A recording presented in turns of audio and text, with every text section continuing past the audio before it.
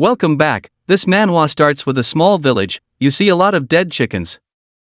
A young man says 100 are dead, including the little chicks, at most 200 of them left. He sigh with tears in his eyes, wondering what is he going to do if they keep dying out like this.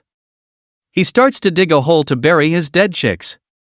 Suddenly he hits something and starts to uncovering with his hands, and end up cuts his hand. You can see the look on his face, how happy he is. Then some of his blood touches the green object, making its eyes glow. Then a purple light shots out into our protagonist's eyes, leaving him unconscious.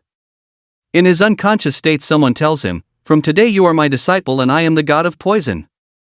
And he should inherit and master his supreme techniques, so you can avenge me in the future." Our protagonist wakes up to a pain in his forehead. Someone shouts, "Yo, Dagon Shao, are you digging graves for your chickens again? You wanna hold a memorial service too?" Now we know that our protagonist's name is Dagon. He looks at this girl. She continues, "You're still able to sleep here even though so many chickens died."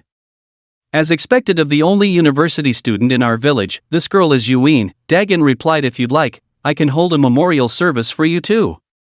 She glares at him with hateful eyes, points and shouts, "Dagon Shao, how dare you curse me? Don't forget your useless parents still owe my family 10,000 yuan. Dagon shouts, "You can insult me, but I warn you, do not insult my parents, or else." She replied, Or else you're going to punch me? Even after graduating from university for so long, you still haven't achieved anything. And it's not like any girls is interested in you." She looks at him with one of those classic JoJo face. "Honestly, it's your own fault that you were born into this world as the son of lowly farmers." Our protagonist fed up of all the insult. "How dare you?" Before he could finish, he looks in shock, because he could see Yuin Oregon's. He looks at a tree. He's surprised he could see everything. He wonders if this is the special ability granted by the 1,000 poison sense. He turns to look at Yuin with glowing eyes, then chuckles. He asks, "What are you laughing at?" Dagon said, "I'm laughing because you're poisoned, and you don't even know that you're going to die." She claps back saying, "Bullshit, you're the one who is poisoned."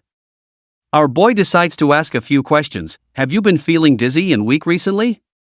Has your eyesight been blurry during daytime?" Yuin replied in shock, "How did you know that?" He looks at her with a satisfied face saying, "Of course I do. I also know that at nighttime, you're overwhelmed with desires, and your private parts itches so badly that you, tsk." She wonders how could he know the hospital couldn't even diagnose anything. But how did he manage to list my symptoms so accurately? Am I really dying? She starts to suck up to Dagon, praising him, "You're so amazing. You knew my symptoms just by looking at me. You definitely know how to save me, right?" Our boy looks at she, clearly disgusted by her. He flashes her of, "Sure, I can save you. If you kneel down and beg me for it, I might consider." She shouts, "Dagon Xiao, I'm warning you, don't you dare cross the line." Dagon replied, "Cross a line? Compared to what your family did to mine, I don't think I'm crossing a line. Take your time and think about it, but I can tell you, the longer the poison stays in your body, the worse your condition will be. Your mind and body will suffer until you can't take it anymore. And at the end, you'd rather commit suicide." She listened with sweats dripping down her face. She calls our boy Dagon, "It's all my fault, I apologize." She looks around seeing if anyone's looking. She kneels and continue to ask our protagonist if he's satisfied now. Dagon said, "Since you're being so sincere, I guess I'll save you."